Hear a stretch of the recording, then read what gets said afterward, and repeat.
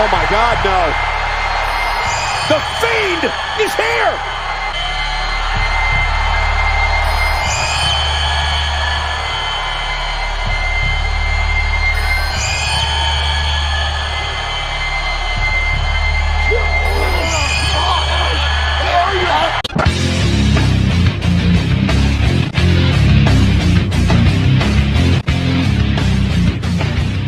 Welcome all my fellow champions, this is your in-ring rundown and I am the NAKK and you know this is the show that you want, so leave a comment and a like for me. Yes, rough, tough, Cena's got the stuff on this week's episode covering Clash of Champions, bringing you all the little bits of weirdness that you know you crave. I'm looking at you, Renee Young. North Carolina explodes into mild excitement as Seth Rollins' music hits, telling us all that he's ready to burn it down into laugh scarily similar to that of an actual clown.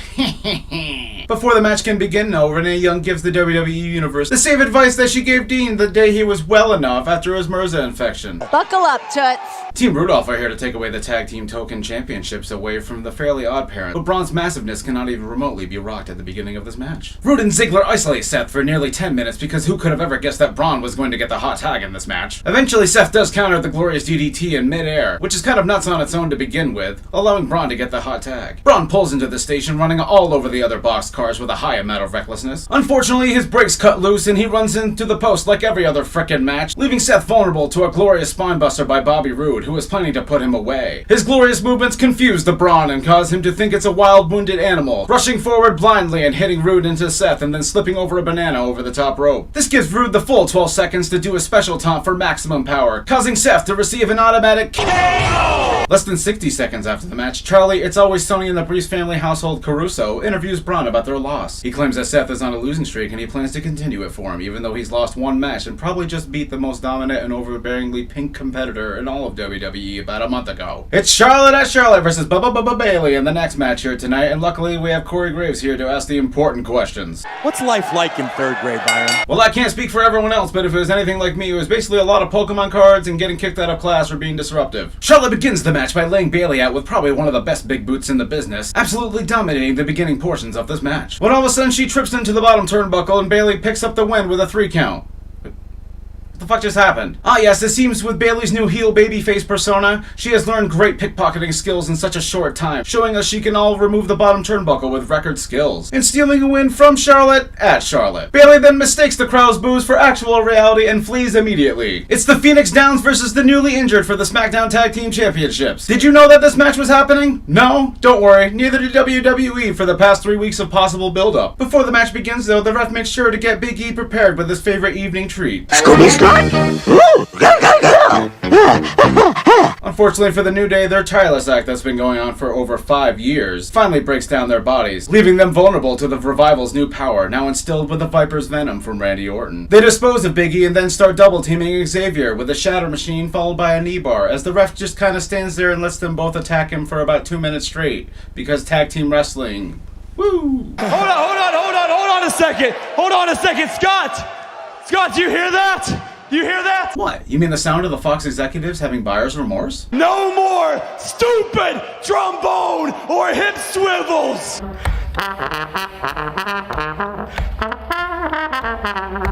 Fight me, bitches. Harley Quinn and the Joker's older sister are backstage when all of a sudden WWE's shitty audio quality is suddenly revealed. Our WWE Women's Tag Team Champ.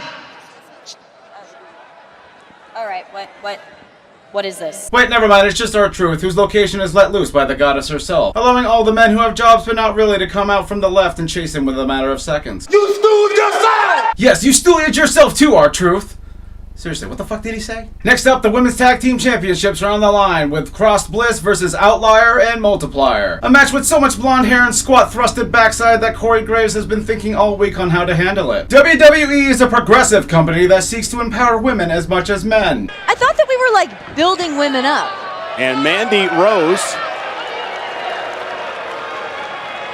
Renee Young is supposed to be commentating this match, but instead she decides to pull up a video compilation of Otis doing the Caterpillar. That is a sexiest thing I've seen on WWE TV in years. Nikki Cross continues to be unstoppable with... What a sexy beast. Good God, woman! Wait till the episode is done at least! And because the WWE is a progressive company that cares about its women, naturally it's the only match that's allowed to be interrupted by R-Truth in the 24/7 championship. Mandy and Sonya beat down Alexa for a good while before Nikki gets the hot tag and legitimately destroys them by taking a maybe 8% damage during the whole match, retaining their tag team championships and freeing Corey Graves from his blissful rose paralysis. Next up tonight is Tommy the White Ninja Power Ranger versus Asian Jason the Red Ranger, flagged by Billy Zane the Blue Ranger, who's unfortunately suffering some medical issues at the moment. But no one cares about that shit because Robbie Rotten and Ray William Johnson are here tonight in full power. Will someone please find a way to show this to him? My life will not be complete until he knows his doppelganger exists. These men battle for the ever-needing Prestige Intercontinental Championship. Will Shin retain his former glory? Will The Miz be able to capture the belt for the 9th time and tie Chris Jericho's record? Will we even remotely risk seeing Chris Jericho's name on TV right now? No. Next up is the Man versus the Boss. The feud also known as... I believe you have my Raw Women's Championship. Becky has stolen office supplies and Sasha's determined to get them back and then fire her perfectly shaped ass immediately after. Becky does take the advantage early on in this match while Michael Cole shows us all the meaning of train of thought. A kick out by the champion. We mentioned These superstars battle back and forth, with neither one getting the advantage for very long. Counter to counter, blow to blow. Becky's forever hard nips versus Sasha's forever changing hair color. Both of them even catching each other in their signature submissions, unable to get the tap from each other. The Boss gets frustrated with her employees' insubordination and channels the fuel of her former restaurant manager, Eddie Guerrero, cleverly bringing in a chair to distract the ref just so she can hit Becky in the gut with the weakest hit of all time, nearly picking up the victory over her disgruntled employee. Unfortunately, the only thing more powerful than the Boss is the Law, which is represented by this ref getting struck by Becky with a chair, causing her to be DQ'd and lose this important matchup. Continuing to brawl in a literal circle from the ring, up the stairs, to the food concession area, and back to the ring again, so that Becky can wrap Sasha's arm in a chair and do absolutely no damage. Oh, it is time for the WWE Championship match between Kofi Kingston and Randy Orton. A match over 10 years in the making. Pancakes versus snakes. Positivity versus venom. But wait, oh shit guys, WWE is trending #1 worldwide. #1 guys, under the category WWE. Under the listing pay-per-view. Under the setting Clash of Champions. For males 7 to 10. Kofi starts off the match fast and fresh, giving Randy Orton so many Big Show-like chest slaps in each of the corners. Randy breaks free and blasts Kofi off the ropes to the outside of the ring, and Byron Saxton makes sure you better be paying attention. how crafty was that? Watch Orton! Randy picks up Kofi Kingston for an amount of... Watch Orton! Dude, I was just getting to it. Watch Orton! I swear to God I'm gonna put you down. Watch Orton! Come on, do it. Watch Orton! Randy Orton lays a series of backdrops onto Kofi Kingston so many times on the announcers' tables that even the Singh brothers feel it, before showing he's a true professional by making sound effects for both him and his opponent when they do moves. And now Kofi! This match that may or may not be taking forever in the minds of the crowd that speak of no words is nearing its conclusion as Randy Orton goes for his hammer fist RKO setup taunt that no one would definitely recognize or hear after 15 years of doing it. Believe it or not though, Kofi does evade the RKO, survives the next one, avoids a punt kick, and lands quite a punt of his own on Randy Orton's cranium, picking up the win and retaining his WWE Championship. Prime Time 2.0 are backstage when all of a sudden... It is I, King Booker. Yes, all hail King Booker. Booker, sorry. King Booker ends the promo by telling these two that they need to stop goofing off if they ever want to make it here in the WWE. And you know you done fucked up if Booker T is the one telling you that you need to get your shit together. Roman versus Rowan. Roman versus Rowan. Roman versus Rowan. We have creative names. I want chicken wings. Both men brawl before the match even begins as Corey Graves asks Byron Saxton what he thinks about his upcoming prostate exam on the 21st. Oh, it's scary! It's scary! Eric beats on the big dog into the crowd, carrying with him so much gravity on the way that he manages to get on every piece of wire, get caught at every piece of debris, and bring around trash cans as he stumbles along. Now this is a man who knows how to get his money's worth. They're behind those blows now from the big dog. Roman tries to clear the table for dinner, but Eric is just too excited and plows into him over and over again about 4 times until it's actually destroyed. This allows Roman to get to the top rope and bring such gravity with him that the cameraman is pulled, not allowing you to actually see what he's about to do. You can see from the second rope. Rowan take to the skies.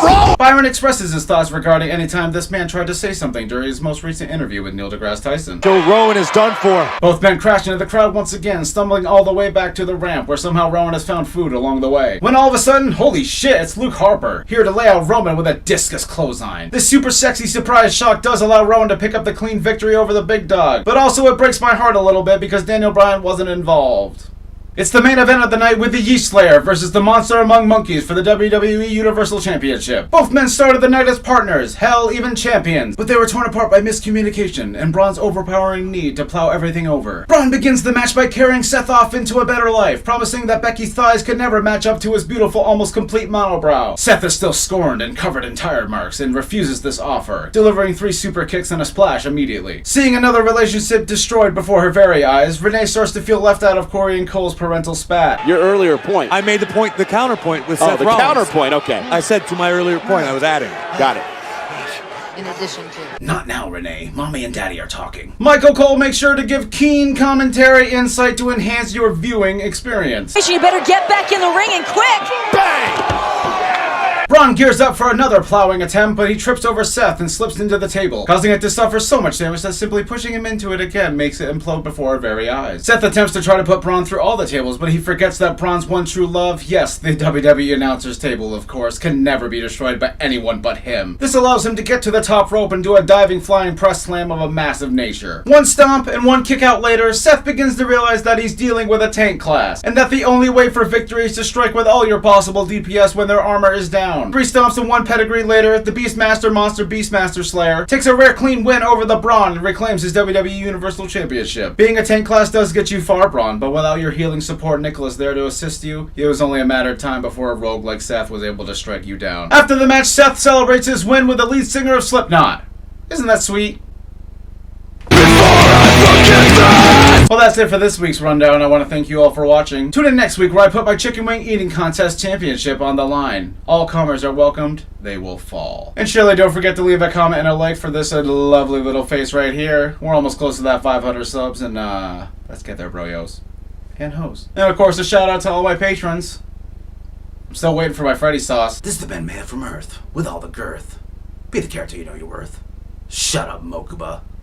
Yes, rough, tough, and Tonka's got WWE's shitty Ollie. When all of a sudden WWE's shitty Ollie. Randy picks up Kofi. Becky's forever hard nips versus Sasha's forever ever. 3 stomps and 1 pedigree later, the Beastmaster Master Slayer Beastmaster. Byron socks. Byron socks. I like my Byron socks. Oh god, now there's gonna be socks with a picture of Byron on the bottom because you're always stepping on him. That's just funny.